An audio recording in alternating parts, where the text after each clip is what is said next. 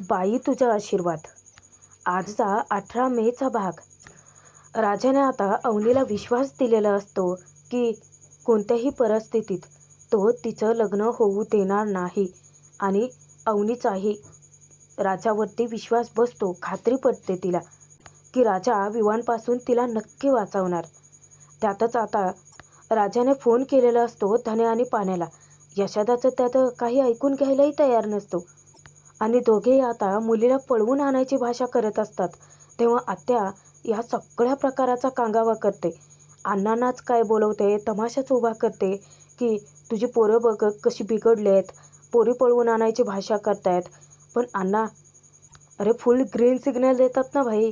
अण्णा स्वतः त्यांच्या मुलाच्या पाठीशी उभे राहिलेत अवनीचं आयुष्य वाचवण्यासाठी. आणि आता राजाने स्वतः यशाला सांगितलंय की अवनी त्याला आवडते. त्यातच विवान जेव्हा अवनीचा हात पिरघळतो ना तेव्हा राजाने त्याला चांगलाच धडा शिकवलाय.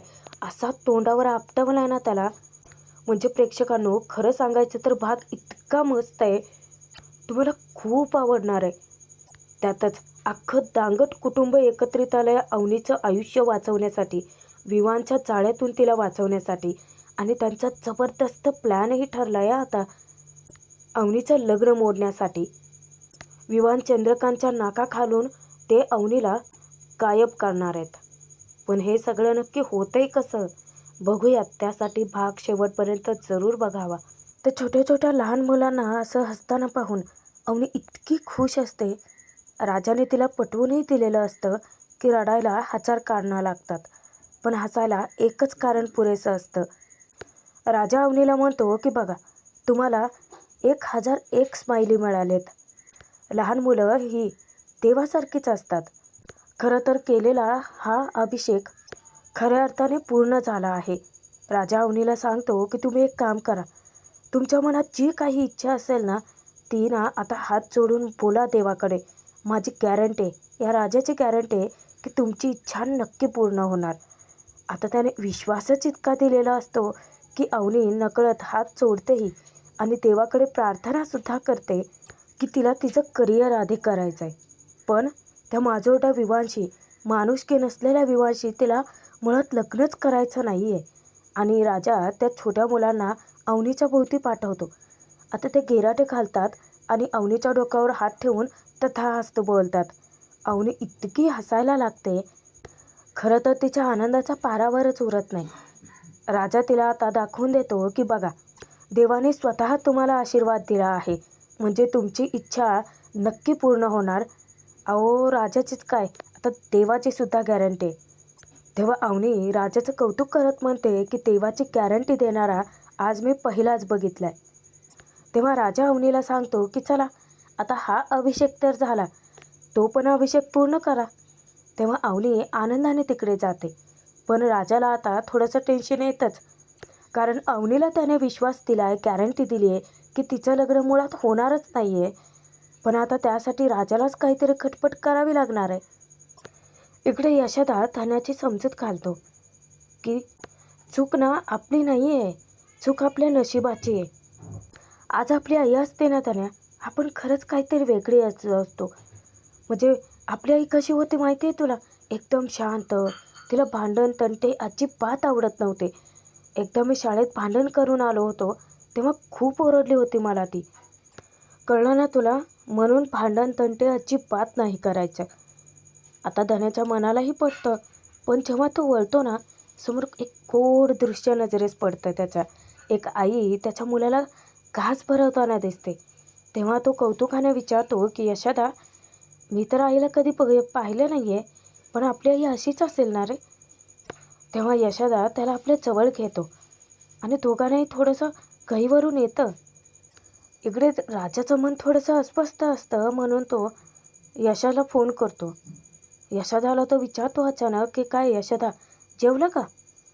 यशोदा म्हणतो की हां आता बसणार होतो, पण त्याला ना त्याचा आवाजच थोडा खटकतं. राजाला तो विचारतो की मी ना तुला चांगला ओळखतो, नक्की काय झालं आहे. राजा सांगतो की यशोदा, इथं मॅडमचं लग्न होऊन राहिले रे. तेव्हा यशोदा म्हणतो की हा पण त्याचसाठी गेलतास ना तू तिथे गावाकडे.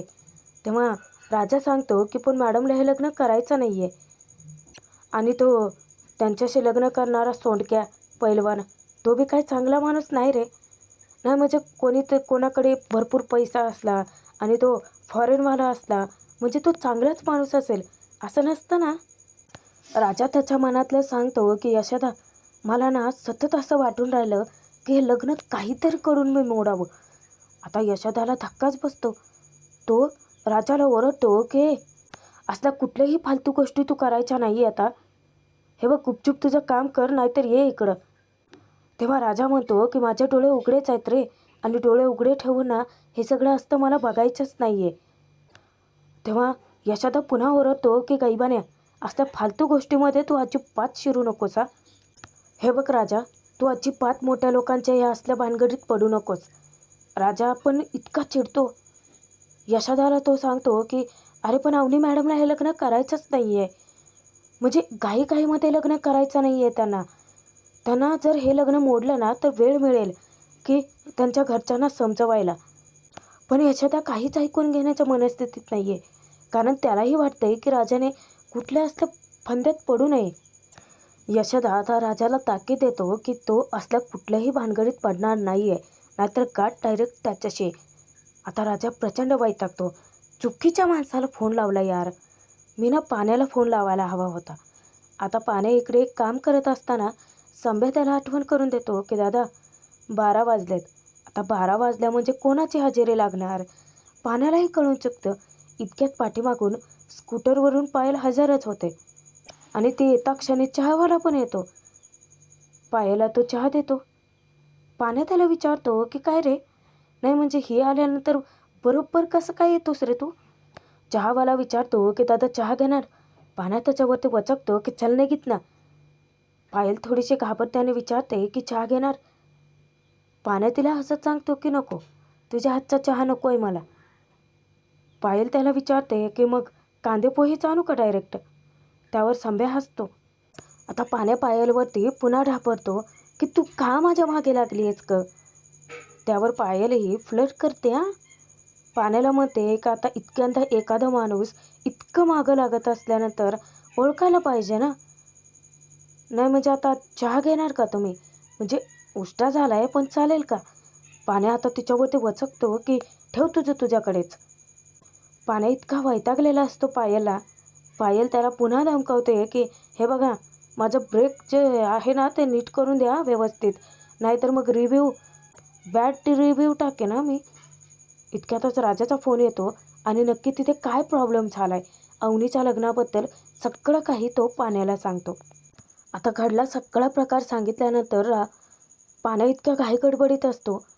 तो पटकन आपलं ब्लेझर काढतो आणि संभ्याला त्या पायलच्या गाडीचा ब्रेक नीट करायला सांगून धावतच निघून जातो. पायल विचार करते की अयो धमकवलं तरी बी आज ऐकले नाही ते. तेव्हा संभ्या म्हणतो की काहीतरी राडा झाला असणार आहे. पायल घाबरते आणि देवाकडे प्रार्थना करते की बाबाजी माझ्या होणाऱ्या नवऱ्याचं रक्षण करा. अवनी आणि स्वातीचा अभिषेक पूर्ण होतो तेव्हा दोघेही येतात. राजा त्यांच्यासाठी दरवाजा उघडतो. त्या गाडीमध्ये बसतात आणि राजा घराकडे घेऊन जातो. इकडे यशोदाची इतकी चिडचिड होत असते. सतत तो डाफरतच असतो.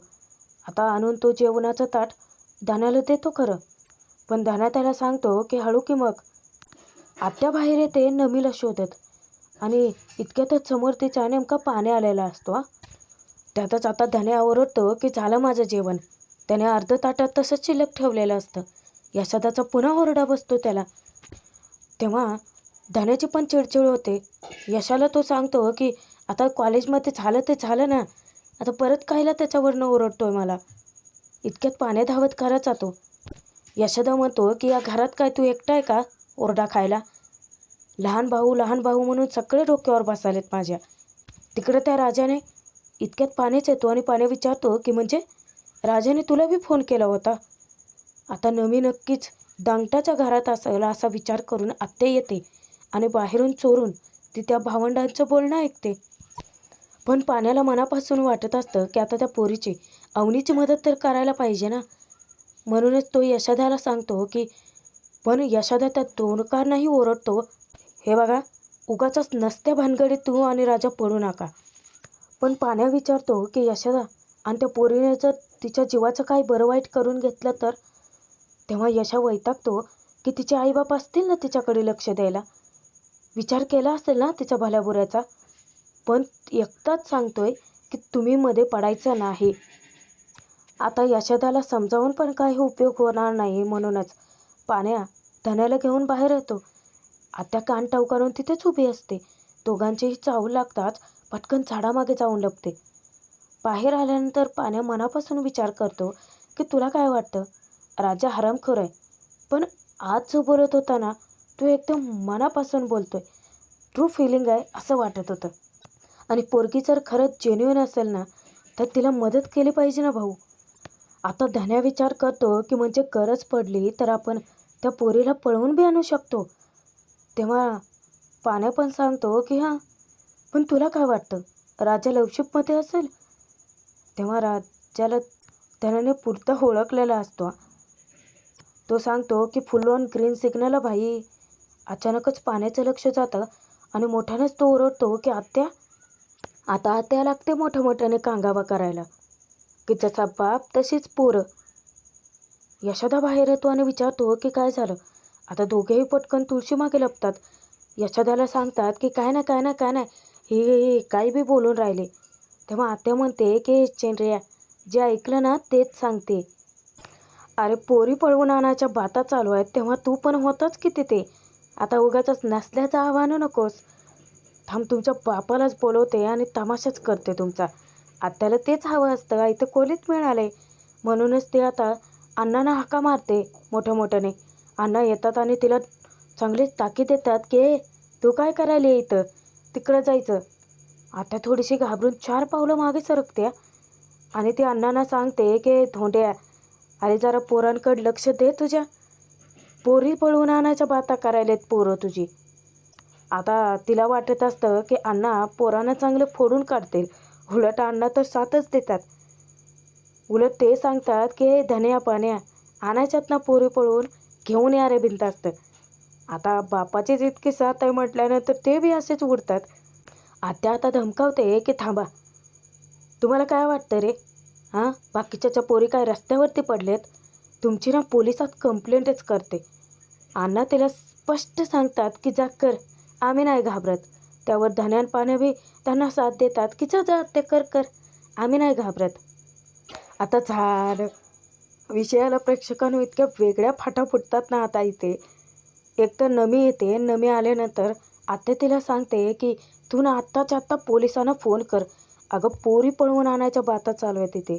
तेव्हा नमी त्याचा भलताच अर्थ काढते. आता धन्या पाण्याला ते विचारते की काय म्हणजे प्लॅन फुल ऑन ऑन आहे का, पण मला का नाही घेतलं तुमच्या प्लॅनमध्ये. आत्याला ते सांगते की मम्मी, मी ना तुला सांगणार नव्हते, जोडीने पायाच पडणार होते. यशाला ती सांगते की ये आपण जोडीने पाया पडूयात.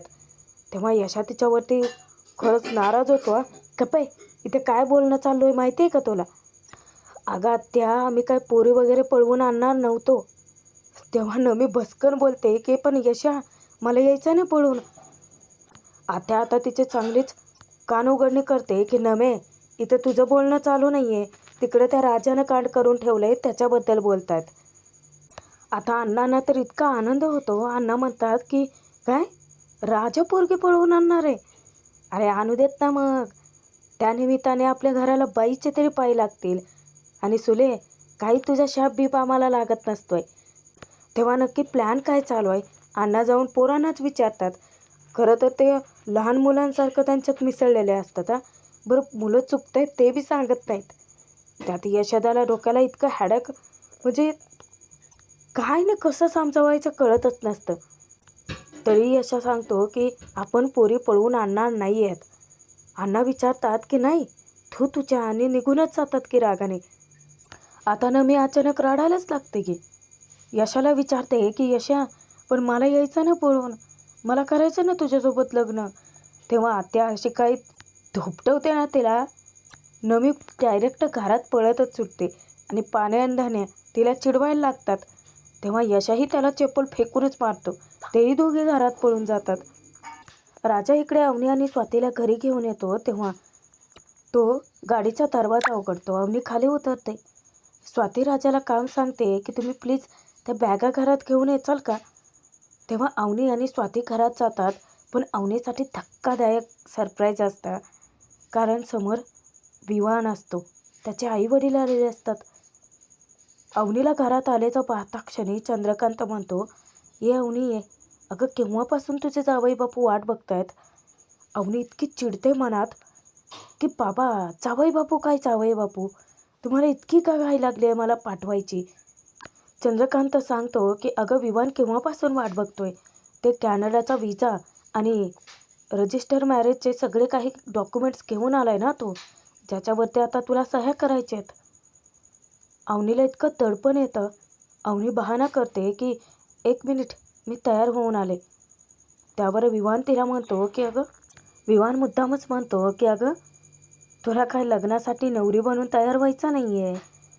त्यावर चंद्रकांत म्हणतो की वा, याला म्हणतात विनोद बुद्धी. आणि विवान सततच्या हाका मारून शेवटी अवनीला बोलावतोच. अवनी नाईलाजास्तव जाऊन बाबांच्या बाजूला बसते. विवान आता डॉक्युमेंटची फाईल तिच्या हाती सोपवतो. त्यानंतर विवान स्वतः खिच्यातून पेन काढतो आणि अवनीच्या समोर धरतो. अवनी गुपचूप पेन घेते, पण हा विवान अचानकच अवनीच्या जवळच जाऊन बसतो आणि तिला काय करावं सुचत नाही. ती थोडीशी बाजूला सरकते. पण चंद्रकांत तिकडून दबाव टाकत असतो की अवनी सही कर म्हटलं ना. पण अचानकच अवनी राजाकडे बघते. राजा तिला इशारा करतो की बिनधास्त सही करा. अवनीच्याकडे लक्ष जाता चंद्रकांत राजाला म्हणतो की तुझं काय काम आहे रे इथे. राजा सांगतो की काय नाही साहेब, ते पिशव्या इथे ठेवायचे की वरती तेच विचारत होतो. तेव्हा चंद्रकांत स्वातीला सांगतो की बघ ते काय ते. स्वाती सांगते की इथेच ठेवा. आता राजा जाण्यापूर्वीसुद्धा अवनीला इशारा करतो की बिनधास्त सही करा. मनातच तो विचार करतो की मॅडम, अहो करावं सही, मी याच जन्मात तरी या सोंडक्यासोबत तुमचं लग्न होऊ देत नसतोय. आणि तो इशारा करून निघून जातो. अवनीला खरंच खूप टेन्शन येतं. त्यात विवान तिची मस्करीही करतो की अवनी, नाही म्हणजे तू बिनधास्त सही करा, मी ना फक्त फॉर्मॅलिटी म्हणूनच या रजिस्ट्रेशन पेपरवरती सह्या करतो. हे मी काय तुझी प्रॉपर्टी माझ्या नावावरती करत नाही आहे. त्याने असा विनोद करताच पुन्हा सर्वजण हसायला लागतात. फक्त राजाच्या सांगण्यावरून अवनी मनावर दगड ठेवून त्या पेपर्सवरती सह्या करते. आता विवान तिला सांगत असतो की नक्की तिला सह्या कुठेही करायच्या आहेत. आणि तेव्हाच महेश त्या दोघांचे फोटोज काढत असतो. अवनीच्या मनात इतकी चिडचिड होत असते, कारण एकतर विवान तिच्या बाजूलाच बसलाय, त्यात सही करण्याचा दबाव, तरीही ती सह्या करून मोकळे होते. तेव्हा विवान खूपच खुश होतो. विवान तेथून उठतो तेव्हा अवनीच्या हातातला पेन घेत तो म्हणतो की आणि आता नो मोर पेन. आणि अंकल, हे डॉक्युमेंट. तो कागदपत्र हातात सोपवतो चंद्रकांतच्या आणि विचारतो की अंकल, उद्यापर्यंत रजिस्ट्रेशन होईल ना नक्की. तेव्हा तो आनंदाने सांगतो की म्हणजे काय, उद्यापर्यंत तुमचं रजिस्टर मॅरेज झालेलं असेल. अवनीच्या पायाखालची जमीनच हादरते. चंद्रकांत विवान दोघेही हात मिळवणी करतात. त्यानंतर आता विजासाठी विवान अप्लाय करणार असतो असं सांगतो. आता ते घरातून निघण्याची भाषा करतात. तेव्हाच अवनीची आई त्यांना आग्रह धरते जेवणासाठी. विवान म्हणतो की नो मोर फॉर्मॅलिटी, आम्हाला निघावं लागेल. आणि ते तिघेही म्हणजेच विवान आणि त्याचे आईवडील तेथून जातात. महेश स्वाती दोघेही आता त्यांना सोडायला जाणार, तर चंद्रकांत थांबवतो की तुम्ही कुठे निघताय, हिला जाऊ देत. अवनीला सांगतात ते जायला. तेव्हा अवनी मुद्दामच म्हणते की पण बाबा, ते आत्ताच तर म्हणालेत ना नो मोर फॉर्मॅलिटी. तरीही चंद्रकांत तिला जायला भाग पाडतोच. शेवटी अवनी नाईलाजाने बाहेर जातेच. विवान त्याच्या आईवडिलांना सांगतो की तुम्ही पुढे जा, अवनी येईलच. आणि इतक्यात अवनी खरंच बाहेर येते.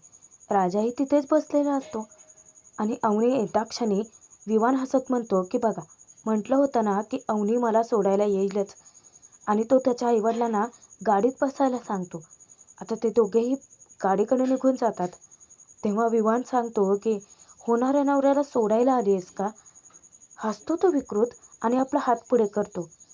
अवनी ही शेवटी मनावर दगड ठेवून त्याला निरोप देण्यासाठी त्याच्या हातात हात देते खरे, पण हा विवान इतका निर्लज्ज माणूस आहे, तिचा हातच पिरे घालतो. अवनीचा हात त्याने इतका जोरात हातात दाबून धरलेला असतो की तिला त्रास होतोय याचीही त्याला जाणीव होत नाही. पण इकडे राजाचा जीव इतका कळवळतो, त्याला ना त्या विवानला धडा शिकवायचाच असतो. अवनी विव्हळते, ती त्या विवानच्या हातातून हात सोडवण्यासाठी प्रयत्नसुद्धा करते, पण त्याने तो हात इतका जोराचा दाबून धरलेला असतो. शेवटी अवनीच्या डोळ्यात पाणी येतं. अवनी कसं बसं तरी त्याच्या हातून हात सोडवते. आता राजाच्या मनात राग उफाळून येतो. अवनी मॅडमला मुद्दाम त्रास दिलात ना तू, आणि राजा मुद्दामच. विमान आता चालत येणार तर समोर पाईप असतो, जोराचा पाईप ओढतो. विमानचा पाय अडखळतो आणि तो तोंडावर पडता पडता वाचतो. तो स्वतःला सावरतो, पण इतका तमाशा करतो या गोष्टीचा तो. राजाला येऊन तो जाब विचारतो की काय मुद्दाम केलंच नाही हे सगळं तू. राजा शांतपणे हसून बोलतो की साहेब, मी कशाला मुद्दाम करेन, अहो पाईपमध्ये आडवा आला होता. घरातले सगळेजण बाहेर येतात काय झालं बघायला. तेव्हा विवान तक्रार करतो चंद्रकांतकडे की याने मुद्दाम केलं. आता मी तोंडावर पडलो असतो त्या पाईपात पाय अडकून. तेव्हा राजा सांगतो की साहेब, मी मुद्दाम काहीच केलेला नाही आहे, यांचा पाय चुकून अडकला त्यात. आणि त्यानंतर विवान चिडचिड करत जसा पुढे जातो तसा पुन्हा एकदा त्या पाईपात पाय अडकतो आणि पुन्हा तोंडावर पडणार असतोच. राजा सांगतो की बघा साहेब, हेच असं झालं होतं. आता त्या विवानची झालेली फजिती पाहून अवनीला खरंच हसू येतं. त्यानंतर अवनीची आई हात जोडून माफी मागते विवानची की सॉरी, हे बघा त्यांच्या वतीने मी तुमची माफी मागते. तुम्हाला काही लागले वगैरे का, डॉक्टरांना फोन करू देत का. तेव्हा तो वचकतो की काही गरज नाही आहे, याला कशाला ठेवलेत तुम्ही कामावरती. आणि तो चिडचिड करत तसाच पुढे निघून जातो. चंद्रकांत स्वतः हात जोडून माफी मागतो. आता विवानचे वडील सांगतात की काय हे चंद्रकांतराव, अहो विवानचा गैरसमज झालाय, आणि निरोप घेऊन तो निघून जातो. आता घरात सगळेच जण आपापले निघून जातात. चंद्रकांत राजाला दटावतो की काय हे सगळं. तेव्हा राजा सांगतो की सॉरी साहेब, चुकून. चंद्रकांत त्याला ताकीद देतो की परत चुकूनही असली गोष्ट होता कामा नये. आणि चंद्रकांत निघून जातात. राजा इतका हसतो, अवनीला जाऊन म्हणतो की बघितलंत ना कसं तोंडावर पाडलं मी त्याला. तेव्हा अवनी विचारते की काय, त्याला असं तोंडावर पाडून तू माझं लग्न थांबवणार आहेस, उद्या लग्न आहे माझं. अवनी हक्काने राजावरती चिडून निघून जाते हा तिथून. तेव्हा राजा पटकन पाण्याला फोन करतो आणि प्लॅन सांगतो की हे बघ ब्रदर, आता तुलाच माझी कदर, तू आणि धान्या आज नाक्यावर भेटायला या मला. आणि प्रेक्षकांनो, भाग इथेच संपतोय. खरंच भाग खूप छान होता ना. आता पुढील भागात बघूयात की रात्रीच्या वेळी यशोदा राजाची भेट घेतो आणि राजा सांगत असतो की कोणत्याही परिस्थितीत लग्न मोडलंच पाहिजे. यशोदा त्याच्यावरती चवताळतो. तेव्हा राजा मनातलं काय ते सांगून टाकतो की त्याला अवनी आवडते.